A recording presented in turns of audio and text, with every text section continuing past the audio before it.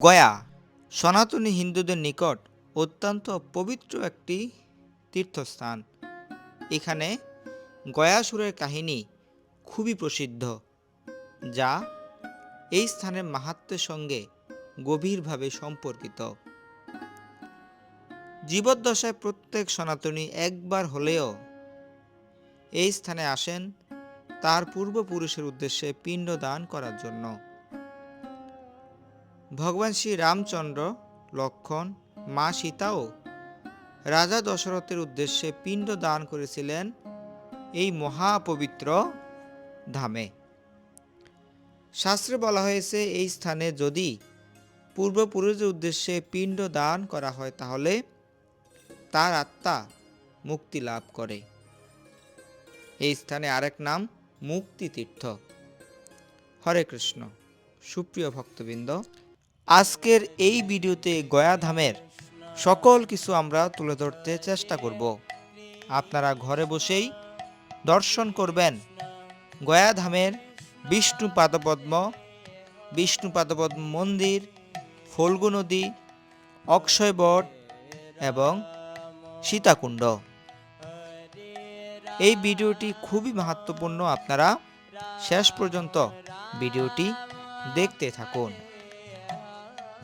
ভারতের বিহার রাজ্যের অন্তর্গত এই স্থানটি সনাতনী এবং বৌদ্ধদের নিকট অত্যন্ত জনপ্রিয় একটি স্থান। আজকের এই যাত্রা শুরু হয় ইস্কন মায়াপুর মন্দির থেকে। আমরা প্রায় 50 জনের একটি টিম গয়া ধামের উদ্দেশ্যে যাত্রা শুরু করি। যাত্রাপথে আমরা এখন ঝাড়খণ্ডে অবস্থান করছি। ঝাড়খণ্ডে মধ্যাহ্নকালীন ভগবানের মহাপ্রসাদ আস্বাদন করব এবং কিছুক্ষণ এখানে বিশ্রাম করব। বিশ্রাম শেষে পুনরায় যাত্রা করব গয়া ধামের উদ্দেশ্যে। ভারতের যে কোনো স্থান থেকে ট্রেন কিংবা বাসে করে আপনারা চলে আসতে পারেন এই স্থানে। রাত ঠিক 8 ঘটিকায় আমরা গয়াতে এসে পৌঁছাই। আসার পর যে ধর্মশালায় আমাদের রুম বুক ছিল, সেখানে এখন অটোতে যাত্রা করছি। বাস স্ট্যান্ড থেকে 10 মিনিট নিকটে আমাদের ধর্মশালাটি অবস্থিত, যেখানে আমরা রাত্রি যাপন করব। এই মুহূর্তে আমরা সেই ধর্মশালায় অবস্থান করছি। ভোরে সূর্যের আলো ফোটার সাথে সাথেই আমরা যাত্রা শুরু করি আমাদের মূল গন্তব্য গয়ার উদ্দেশ্যে। সকাল 6:10 ঘটিকায় আমাদের এই যাত্রাটি শুরু হয়। ধর্মশালার সামনে থেকে 50 টাকায় টোটো ভাড়া করে আমরা এক টোটোতে 5 জন অর্থাৎ 250 রুপিতে চলে আসি ফল্গু নদীর তীরে যে ব্রিজ অবস্থিত, সেই ব্রিজের পারে।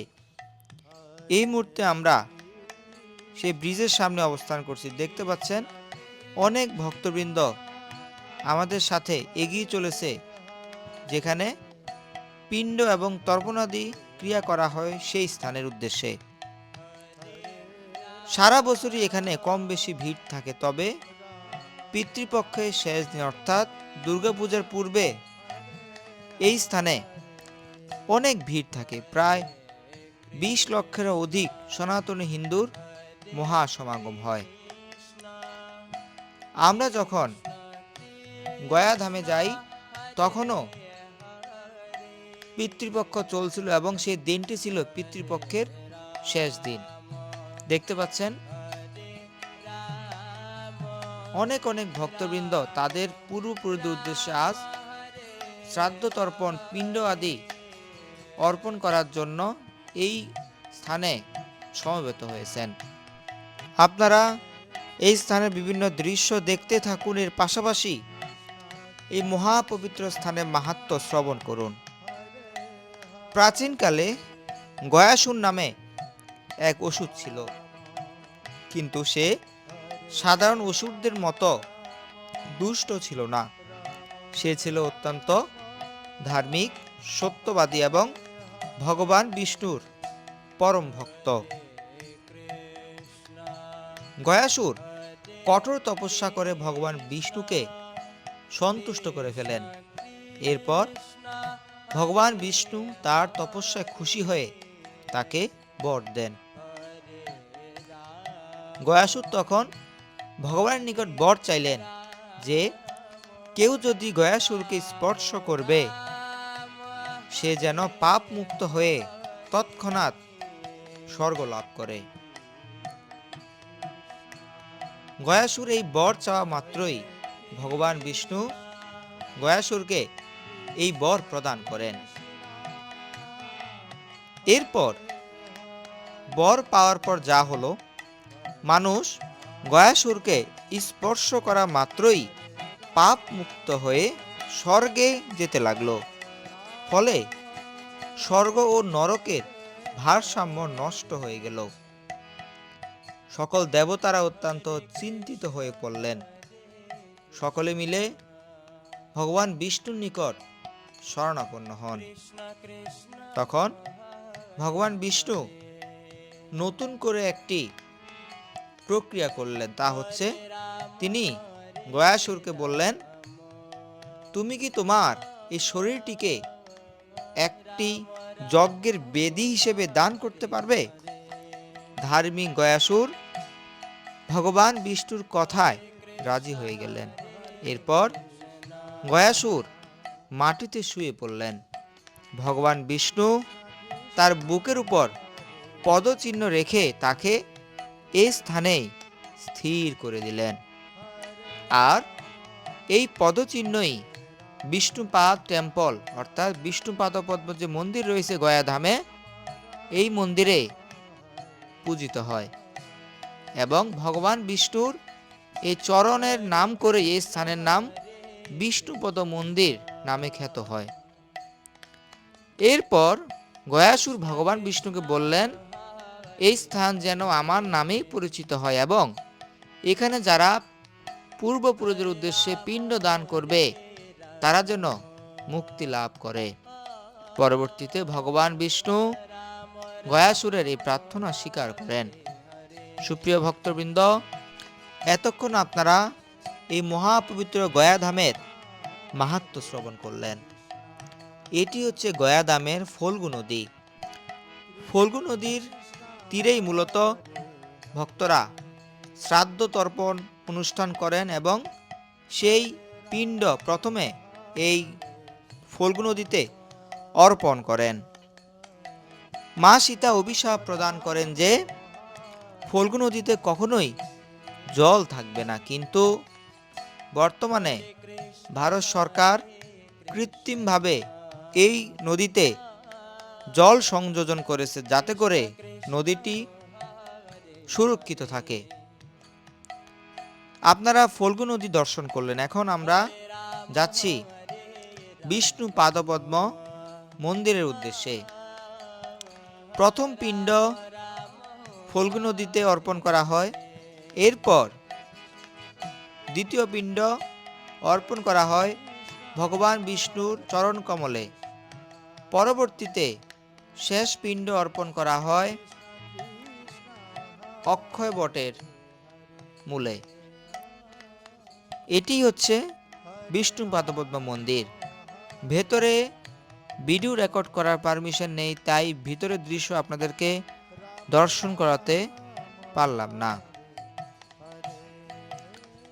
এই মুহূর্তে আমরা অক্ষয় বটের সামনে দাঁড়িয়ে আছি। এটি হচ্ছে গয়াধামের অক্ষয় বট। তৃতীয় পিণ্ড এখানেই অর্পণ করা হয়। গয়াধামে আরও একটি স্থানে পিণ্ড প্রদান করা হয়, যদিও সেই স্থানে সকলেই পিণ্ড দান করেন না। এই স্থানটির নাম প্রেতগয়া। প্রেতগয়ায় প্রেতশিলা রয়েছে। সেই প্রেতশিলায় চতুর্থ পিণ্ড প্রদান করা হয়, কিন্তু এই পিণ্ডটি প্রদান করা হয় যদি তার বংশের কেউ দুর্ঘটনা, অ্যাক্সিডেন্ট কিংবা স্বেচ্ছায় যদি নিজের শরীরকে নষ্ট করেন, তার উদ্দেশ্যেই এই প্রেতশিলায় পিণ্ড অর্পণ করা হয়। সুপ্রিয় ভক্তবৃন্দ, আপনারা যারা গয়া ধামে আসবেন তারা গয়াতে আসার পর সেখানে একটি ধর্মশালা কিংবা হোটেল রুম বুক করে থাকবেন। এরপর ঠিক পরের দিন আপনারা চলে আসবেন এই স্থানে পিণ্ড অর্পণ করার জন্য। ফল্গু নদীর তীরে আসার পর এখানে অনেক ব্রাহ্মণদেরকে পাবেন যারা আপনার পূর্বপুরুষদের পিণ্ড আদি ক্রিয়া সম্পন্ন করতে আপনাকে সাহায্য করবেন। আমরা উড়িষ্যা ভবনে পিণ্ড তর্পণাদি সম্পন্ন করেছি। আপনারাও ফল্গু নদীর তীরে উড়িষ্যা ভবনে আপনাদের পূর্বপুরুষদের উদ্দেশ্যে শ্রাদ্ধ তর্পণাদি ক্রিয়া সম্পন্ন করতে পারেন। যুগের পর যুগ থেকে উড়িষ্যা ভবন গয়া পিণ্ড দানের জন্য অত্যন্ত প্রসিদ্ধ। এই স্থানে সকল ব্রাহ্মণ এবং পাণ্ডারা রয়েছেন, তারা বংশ পরম্পরায় এই পিণ্ড আদি কার্যাদি সম্পন্ন করে থাকেন। এখন আমরা সীতাকুণ্ড দর্শনের জন্য এলাম। ভগবান শ্রী রামচন্দ্র, লক্ষ্মণ, সীতামাতা গয়া ধামে আসেন রাজা দশরথের উদ্দেশ্যে পিণ্ড দান করার জন্য। সীতামাতার হাত থেকে রাজা দশরথ স্বয়ং নিজ হস্তে পিণ্ড গ্রহণ করেন। তার সেই দৃশ্য এখনো গয়া ধামে রয়েছে। আপনারা কালো একটি হাত দেখতে পাচ্ছেন, এটি হচ্ছে রাজা দশরথের হাত বা হস্ত। এই হস্তেই রাজা দশরথ মা সীতার হাত থেকে পিণ্ড গ্রহণ করেছিলেন। আমরা সীতাকুণ্ডের সকল কিছু ঘুরে ঘুরে দেখলাম এবং আপনাদেরকেও সে দৃশ্য এখন দর্শন করাচ্ছি। ফল্গু নদী, অক্ষয়বট, বিষ্ণু পাদপদ্ম, সীতাকুণ্ড দর্শন শেষে আমরা এখন আমাদের ধর্মশালার উদ্দেশ্যে যাত্রা করব। সেখানে মধ্যাহ্নকালীন সময়ের প্রসাদ গ্রহণ শেষে কিছুক্ষণ বিশ্রাম করে পুনরায় গয়াধামের অন্যান্য দর্শনীয় স্থান দেখার জন্য বের হয়ে পড়ব। এই ধর্মশালাতে আমরা গত রাতে অবস্থান করেছিলাম। গয়া বৌদ্ধ গয়ার নিকটে অবস্থিত। গয়াতে আসলে আপনারা অনেক বৌদ্ধ মন্দির, বিহার দেখতে পাবেন। বৌদ্ধ গয়ার সর্ববৃহৎ বিহারের সাথে রয়েছে জগন্নাথ মন্দির, ভগবান শ্রী রাম, সীতা, লক্ষ্মণের মন্দির।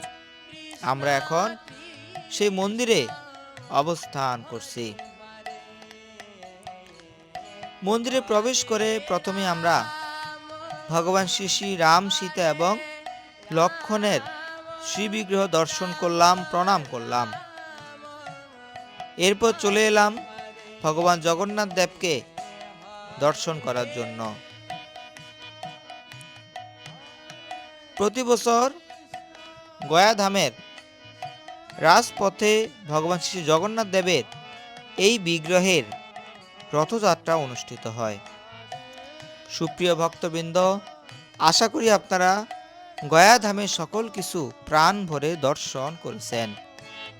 গয়াতে যদি আপনারা আসেন, একা একাই আপনারা উড়িষ্যা ভবনে এসে কিংবা অন্য কোনো পাণ্ডাদের মাধ্যমে খুব সহজেই শ্রাদ্ধ তর্পণাদি করতে পারবেন।